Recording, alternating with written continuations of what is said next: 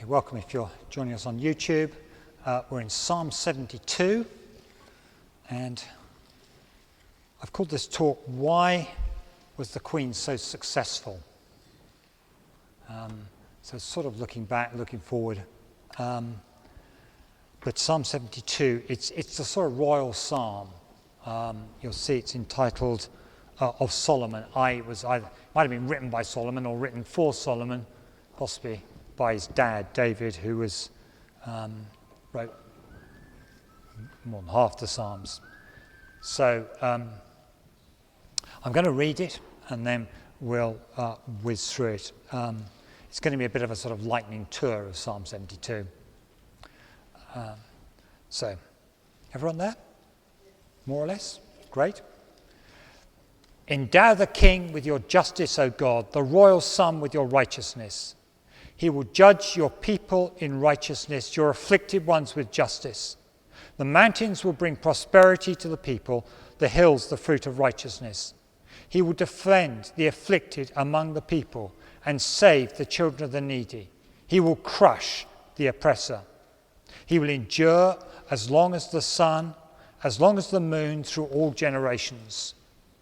He will be like rain falling on a mown field, like showers watering the earth. In his days the righteous will flourish. Prosperity will abound till moon is no more. He will rule from sea to sea and from the river to the ends of the earth.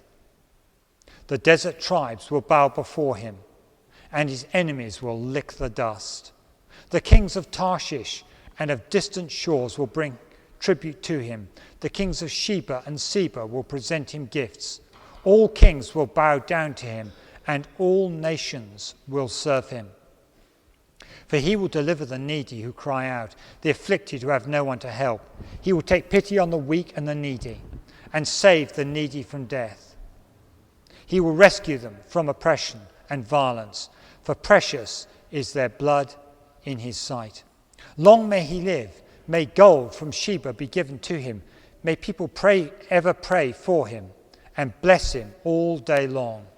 Let corn abound throughout the land. On the tops of the hills may it sway. Let its fruit flourish like Lebanon. Let it thrive like the grass of the field. May his name endure forever. May it continue as long as the sun. All nations will be blessed through him, and they will call him blessed. Praise be to the Lord, the God of Israel, who alone does marvelous things. Praise be to his glorious name forever. May the whole earth be filled with his glory. Amen and amen. This concludes the prayers of David, son of Jesse. So, I guess there's been quite a lot of analysis about why the Queen was so amazingly successful. I mean, there's a measure of honour that is poured out, which I don't think has happened in my lifetime since the death of Winston Churchill in 1965. Don't know whether any of us remember seeing. I remember seeing that on the TV, but it shows how old I am. Dallas, did you see that on the TV? Yeah, Lorna might have done, you know. Sorry? You didn't have a TV then? No, well done. I was at school and we had it all, a TV rigged up. But these are momentous days. I mean, the Queen has been a fact of life. It's been a bit like, just a monument, just something she's just been there. And though I am conscious that for those of you who are born in other parts of the world and for those who have been born elsewhere, the feelings might be slightly different to those of us who have been born and lived all our lives, in a sense, under her shadow.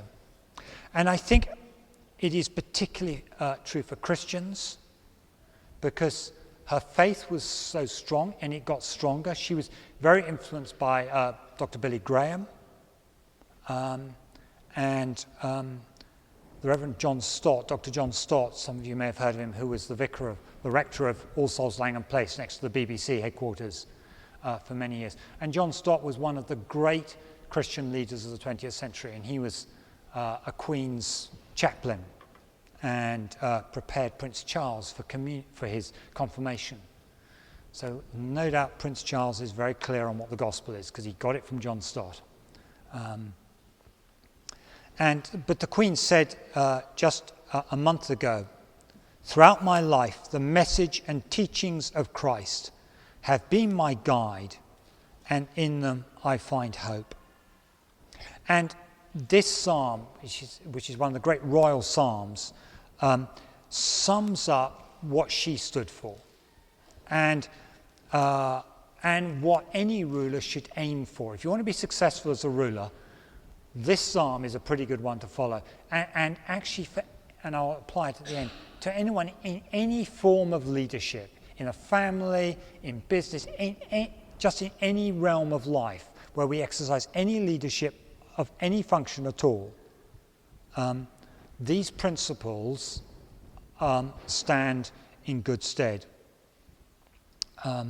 And particularly because they point to the greater King, to the one King that we've been singing about, that we've been focusing on, and we'll focus on there. So the first thing is